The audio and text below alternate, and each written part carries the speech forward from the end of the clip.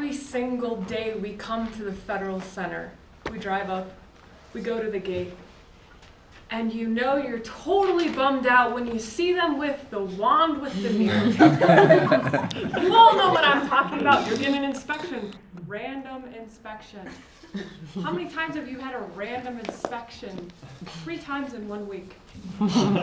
Yes, yes. So this one fateful morning, I drive up.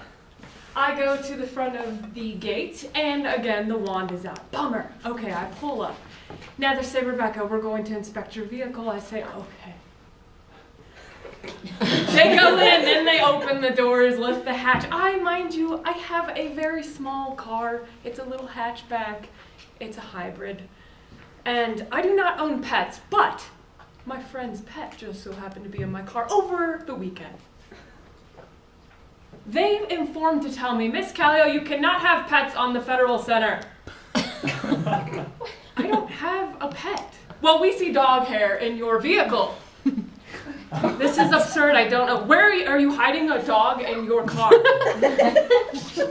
Absurdity. Absurdity. No, where, this tiny little hatchback. What is he, under the tire hatch somewhere? I mean, come on, right? Yes, so we've all experienced this. The absurdity of the gates, and that's not all. I'm going to talk about Building 67 as well. Now, some of you are in here, and some of you may work on different federal buildings, but I'm going to enlighten you on many of the absurdities that us in Building 67 have to go through. Now, again, maybe I'm a little neurotic, but I like to take the stairs.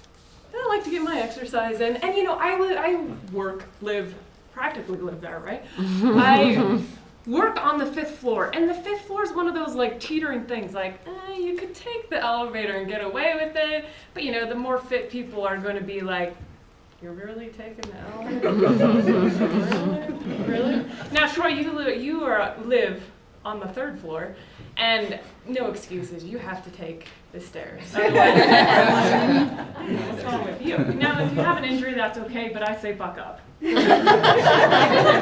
the reason why I am neurotic is because I need to entertain my brain as I'm going up the stairs, and so I like to count every single solitary step.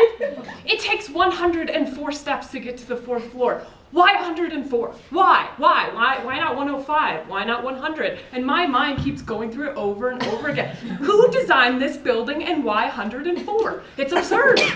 Why not 105? Am I right? Am I right? 105. I'm making a petition next time. We need to change this to 105. So as I make my commute up to the stairs to the 5th floor, I then go into our break room, which many of you here in this building enjoy the great comforts of a sink. No,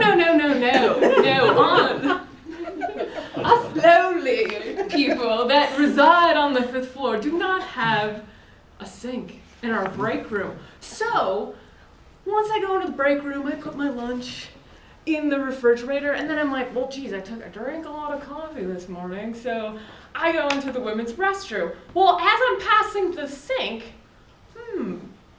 I think that's Kashi in the bathroom sink. All of you have experienced this. Yes, no, they did not clean their dishes. They didn't go all the way down to the lobby level because God forbid you had to take 104 steps down to the lobby level and rinse out your morning cereal bowl. No. They go and do it in the women's bathroom. I can't speak for the men's because frankly I've never been there. But ladies, you hearing me? Does this happen? Yes, no? And so who loves coming into the women's bathroom and seeing Kashi, all these the little bits of egg? It's absurd! Can we please get a sink on the 5th floor? And I'm not going to be selfish. I don't think it should just be the 5th floor. I think it should be every floor. You know, it's absurd. I'm not asking for much, right? Right? So, then, after I make my trip to the ladies' room, I go back to my cube, as in the cube farm. And in my cube, I just so happen to sit close to the interior of the building. Well, as you know, the Building 67 was constructed out of materials to build a dam. Yes, a dam. They spec'd a building as if they were going to build a dam. So the HVAC in the building is awful. Awful. As in, I come into the building after I've gone and done my whole lap like I just described to you, and I get into my cube and it is blazing hot. Blazing hot. So much so that yesterday I was walking around in my cube in a tank top. I am sorry, not very work professional, but I was sweating bullets. And then by midday, I'm putting not only my sweater back on, but also my down jacket. Absurd. Absurd. Why do we fluctuate from 50 degrees all the way to 75, and we go from freezing, or we go from sweating to freezing?